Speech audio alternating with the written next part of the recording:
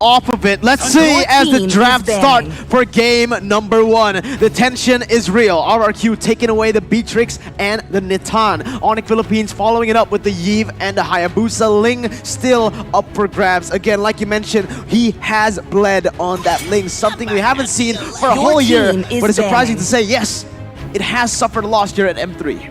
Here's the thing about the specific heroes that we're looking at. Again, the Ling or the Hayabusa or the heroes we expected to actually outperform or to still be on the spotlight, be on a pedestal when it comes to the draft.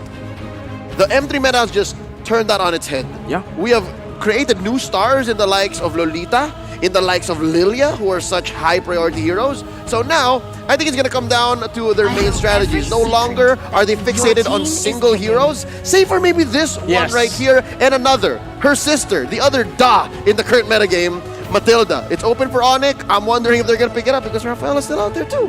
Yeah, Rafaela is still up there. We all know how much Beloyski loves this hero, but Esmeralda, if we're talking about love towards a specific hero, it's got to be RRQ, man. Every single time they have the first pick, if it's not the Yve, it is the Esmeralda, but now look, ONIC Philippines, they are prepping for that Ling. Letting the Ling go means that you need a lot of these single target knock CCs right here, right? And there you have it. It is the Selena and the Cho picked up for RPH. So already going for a little bit of a pick style composition right now. Yeah, not only just pick, but also the bush control, because right now, ONIC Philippines, the way that they're drafting, it looks like, number one, prepping for the Ling. If an assassin kind of, any kind of hero that's going to come through, the Cho is going to be the one to deal with it. And right now, having this Selena opens up the map, opens up how they're going to move, how they're going to rotate. But right now, for the side of RRQ, Farsa has been picked up, as well as the Aldos.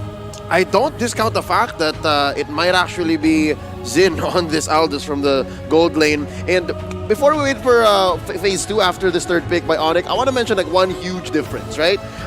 Between Xin and Marky, Xin is more likely to just farm up and then dominate his lane, right? Marky, the way I see him and the way I know him, he's more of a gold lane wingman. He's so reliable, you expect him to just perform and communicate. That's one thing I know from ONIC Philippines, is that even as a gold laner, he's so good on updating his teammates on what exactly is going on with him and what might be happening elsewhere on the map. So now, looking at PH, he's still open. Marky's choice is still out there. We might see how they use that strength after they pick up that Lancelot and ban out the Ling. Much respect. Yeah, the Ling ban finally coming through for the side of ONIC Philippines. The thing is, it's really risky to let the Ling go for either team. Kyrie, everyone's talking about Albert's Ling, but Kyrie, his Ling is pretty scary as well, man. But let's take a look at RRQ, knowing again, Glarsky, he played a mean Uranus yesterday. That's an understatement if I just say mean. He dominated on this Uranus, and surely enough, RRQ, with the respects, banning it away. ONIC Philippines now, do they want to go for another jungler? So far, technically, you can say that there are already 3 bans towards Albert, Hayabusa, Paquito,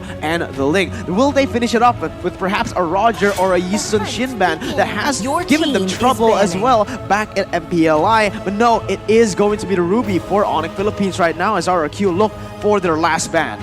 Yeah, right now looking at ONIC Philippines, in terms of the bans, it kind of looks like they might want to take one kind of marksman over here, and Beatrix is still up. So for the side of RRQ, I wonder whether they want to ban it or not, because ONIC Philippines, I feel like it is a very good choice for them. It suits their playstyle. It is still a very strong hero, and right now with Paquito, Hayabusa, as well as the Ling out of the picture, it is a good situation to have Beatrix over here. Lilia has been banned, so I guess it's good because Lilia is quite oppressive in the gold lane, as well as it can interrupt the team fights.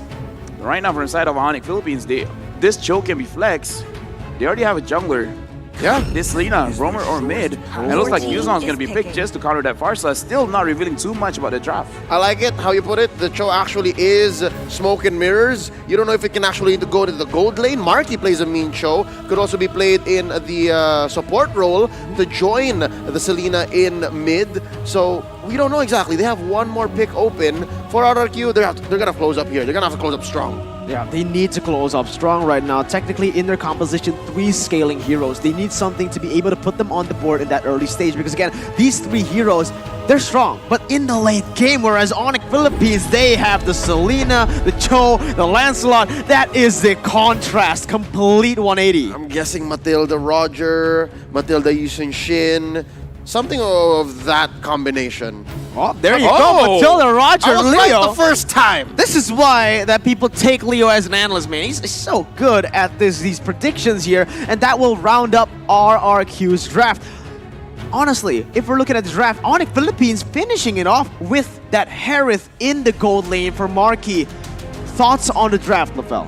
All right, so looking at Harith over here, it is a very good scaling kind of hero. And from the side of RRQ, I guess there's not much answer towards this Harith. So, not gonna lie, I kind of like the draft coming in from the side of ONIC. Yeah, but look at that. It's going to be Achil throwing in some extra words right after the picks happen set. They are going to load into the game right now, but I want to hear some predictions just based on the draft right now. I think the early game is actually looking good for RRQ. Deceptively good. Because you have the Farsa, you have the Matilda, just those two. If you play it right, and even the Esmeralda, I've seen R7 do amazing things at the 2-minute mark on this hero coming out of the XP lane. So that being said, I think ONIC PH better slow their roll, especially since they have a Harith.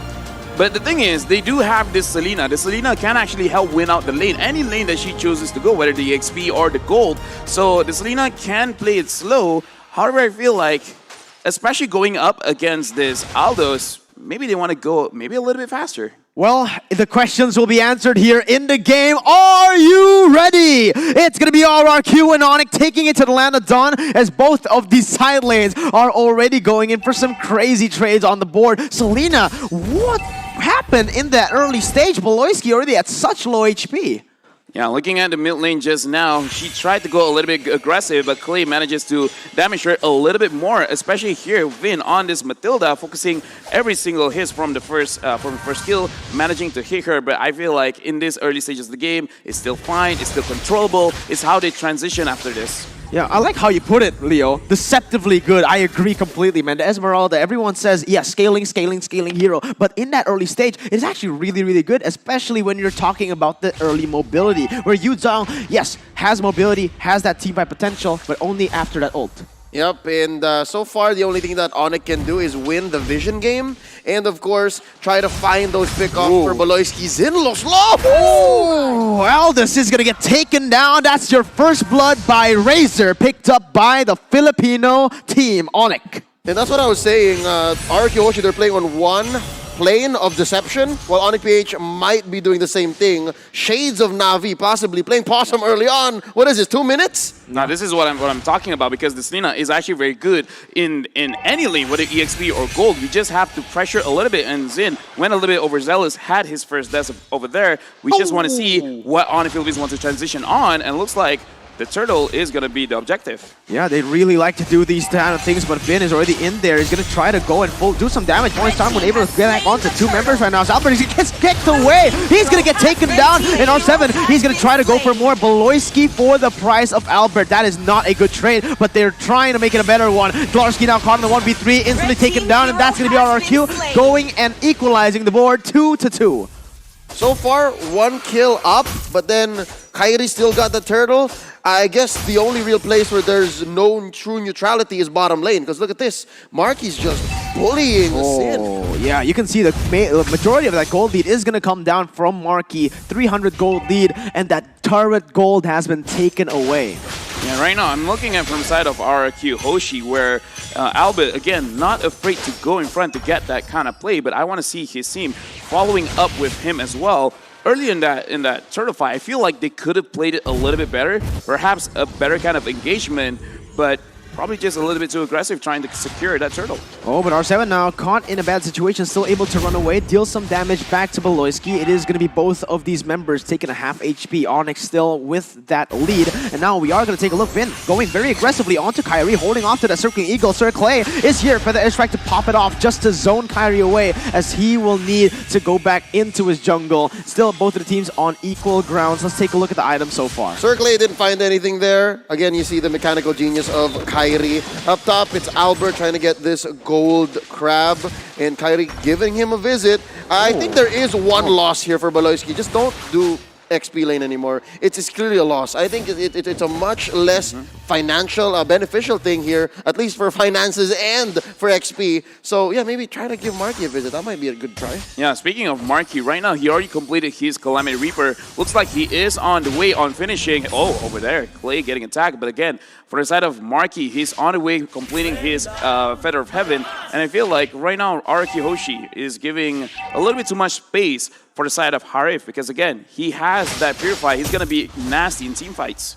Yeah, and now we can see already ONIC preparing this turtle. Really, really good setup from them. Able to get Farsa really low. Vin trying to open up the map. Will be able to dodge away from the Abyssal Arrow as ONIC goes and starts it up. R7 though being such a nuisance already here, guiding Win to save him away from that engage, but he is extremely low. This is not a really looking good for the side of ONIC, but Abyssal Arrow, once again, is going to be dodged away. RRQ, they might look for the collapse. ONIC might look for the collapse. It's just going to be the matter of who gets it. Final execution to go in and get the turtle. Now an all-fight breaks loose. Vin goes in for the Circling Eagle onto Hatred with, oh my god, it's going to take him down as that's going to be Albert. He's going to and pounce, unable to connect onto anything. R7 going in for the Falling Salmon as well, as both teams will just choose to disengage ONIC with the lead.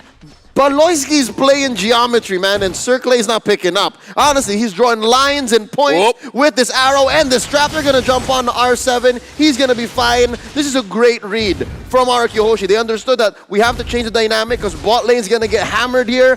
Let's switch over to top lane, and that's exactly where Marky went. Onto my point again. LaFell said it best. Wherever Baloyski goes, he just changes the pace of the game, and right now, Vin catches another one! Baloyski has just been so on point. Yeah, right now, actually, looking at the previous team fight from the side of ONIC Philippines, this is the kind of gameplay that we are expecting from them. They're going to prioritize the objectives, but from the side of RRQ Hoshi, in my opinion, it's a little bit uncharacteristic where in terms of timing of engagement, it was not to my liking where Albert goes in first and then R7. I prefer more cohesive kind of engagement and then going together and then selecting the targets. Right now, Vin is at the front. Yeah, look at that. Hatred trying to go for the way the Dragon Jeet Kundo combo. Unfortunately, only landing onto Vin, but the Abyssal Arrow again, just so on point for Baloyski. This is the name of the game right now. Baloyski on the Selena as the top side will be ganked. R7 will be able to get out of that one. Very, very fast rotations. That was insane. He knew the limits. He knew ONIC Philippines didn't have the engage potential to lock him down, so he stayed a little bit longer. And now RRQ pushing the pace in the mid lane. Abyssal Arrow unable to connect. Vin trying to zone Baloyski out. And now again, it is just a 1,000 gold lead, but so far it's still down right in the middle. Abyssal Arrow opening up the map once more. It's a 1,000 gold lead off of a significant objective. It's a turret. It's a turret that Aldous on Xin has to really think about. And again, that's what's opening up these rotations for Marky. So they're able to put more of a dent elsewhere. And again, 2 turrets going over to ONIC PH. That's not nothing. Oh, look at that. It's going to be the way the Dragon connecting onto Albert. He's actually going to be able to turn this around, and now it's going to be Hatred running for the hills. Flicker being used, and the Feathered Airstrike comes in, almost taking him down, but this is very good setup for the Turtle. Vin, he doesn't want the Turtle. He wants a kill. Unfortunately, unable to get that. The turret will be taken down in the top side, and the Turtle will be started by ONIC PH. Let's see what happens here. It's going to be the chase coming in. R7 going for a point. Someone able to connect onto Kyrie, but it's going to be him taking the retribution on the Turtle. Xin goes onto Kyrie, still able to dodge with that Thorn Rose, and that is ONIC picking up the objectives and instantly backing off. But Larsky, maybe they're not done here. Maybe he wants some blood, but no, just backing away. No, he's blunted. Again, this is just mad discipline coming from ONIC PH. They take what they need, then they get out. How? Salmon Force! Oh, Falling Salmon though. Devon Force maybe a little bit too aggressive there. Marky's able to dash around, completely outplaying RRQ. A 1-for-1 right now, but ONIC still stays at a 2,000 gold lead. Yeah, but the thing is, this 2,000 goal lead is still playable because from the side of RRQ Hoshi, they can still win this one just because the drop, they have a lot of scaling on this Aldos, on this Farsa, as well as Mirko, you yourself have said that this Roger, even though it is very strong in the early stages of the game, but can be very strong as well in later stages of the game just because of how tanky he can get. But from the side of ONIC Philippines, this is an interaction that we haven't seen for a long time, which is the Harif as well as the Esmeralda, where it is a matchup where if the Esmeralda plays it well, she can win.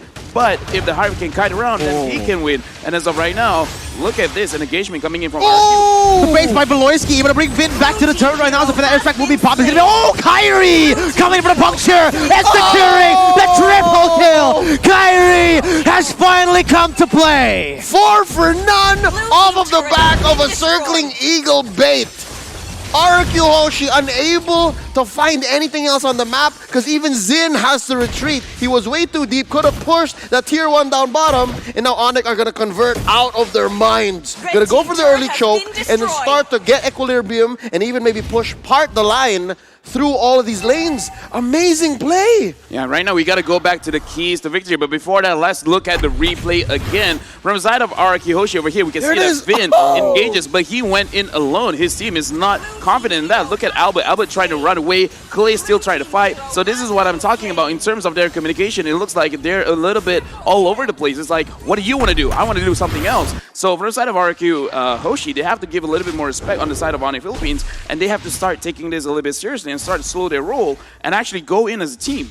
Yeah, at this point right now, it is going to be ONIC with a 4,000 gold lead and exactly what they like to do right now. Splitting up the map, playing it one by one, shoving the lanes, and looking for picks on the board. And honestly, man, we've seen Baloyski just play Rafaela. This Selena is insane. Yep, it's a more aggressive take on what he's been doing so far. And halfway through the draft, I was expecting that Baloyski would try to go for these death bush plays, but look, they're going! Oh my god, Marky's able to go into the backside. Albert is going to get taken down! There's nothing they can do! RRQ trying to run away, but Kyrie comes in with the Phantom Execution. Furious tries to come in as well. Zin goes back in for the re-engage onto Dlarski. He's able to pick him off right now as Clay picks up the double, but Kyrie keeps on going. Zin, he can't go for more. He'll be able to pick up one more on the board with 1v1 against Kyrie. Has the stacks, has the damage, but will he be able to outplay Kyrie? Zin is not going to be able to. ONIC picks up a wipe out in the 10th minute of the game. A fine Knight versus the One Punch Man. Boy, this is MLBB, not anime, not manga. And look at that. Marky has just pushed all the way straight into the inhibitor in mid. They've opened up all the lanes. Only one tier 2 standing down bottom. And from 4K now to about 6, ONIC PH is ahead. Yeah, we got to look back at the keys to victory for the side of RRQ Hoshi. They need to establish lane dominance, and unfortunately, they couldn't do that against Marky. As I said earlier in the game, the point where Marky had the Calamity Reaper, he actually finished it a little bit earlier than he really should have, and because of that, they start to win off of this Harif pick alone. Because right now, in terms of itemization, he already has that Feather of Heaven, Holy Crystal, as well as Concentrated Energy. Whenever he gets a kill, he's going to get a lot of healing from that, and it can just help him sustain throughout the fight. And the way that Kyrie is playing, he doesn't go head on strong. Yes, he does, but he kites around, he waits for all the cooldowns, and then he is patiently, he can re-engage. And it's exactly that interaction, that line of decision-making by Marky to build this way that's making him win this fight between him and R7. This is an argument that we've been having for the better part of the past 2 years.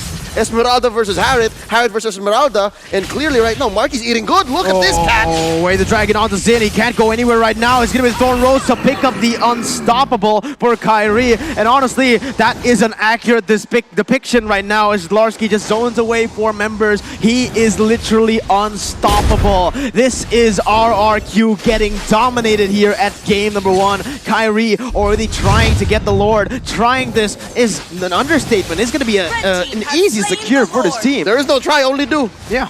Yeah, and this is why we can see that in terms of audience prediction, they're not too sure whether it is going to be RRQ or ONIC Philippines, because again, look at both of these teams. They look very, very strong. RRQ Hoshi right now, they're in the back line. I do want to see how are they going to handle this kind of situation, because again, remembering what happened to Toda, they can just slow down the game and then somehow they will find keys to victory, because this is the thing about Indonesian teams. They only need to win one team fight. Just one team fight is all they need, and then they will turn things around.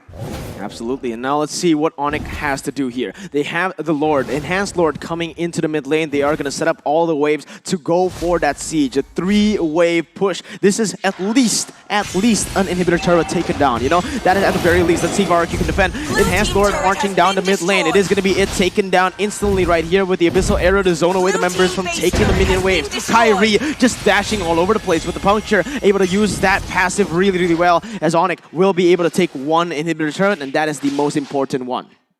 Right now, looking at ONIC Philippines, they are looking at a good condition to end the game. However, they have to be very, very careful over here, because parts like that. Oh, Albert gets caught, and now it's going to be the all-follow-up. Albert gets completely taken down, and Finn will follow through. Zin is going to be able to crack that bottom side, that back line with the kill, but look at the combo. Wombo is coming in. It's going to be Kyrie just outplaying the entire team and looking for the kill. A maniac for Kyrie. they know it's only a triple kill, but ONIC Philippines starts off with a statement. Kyrie can share.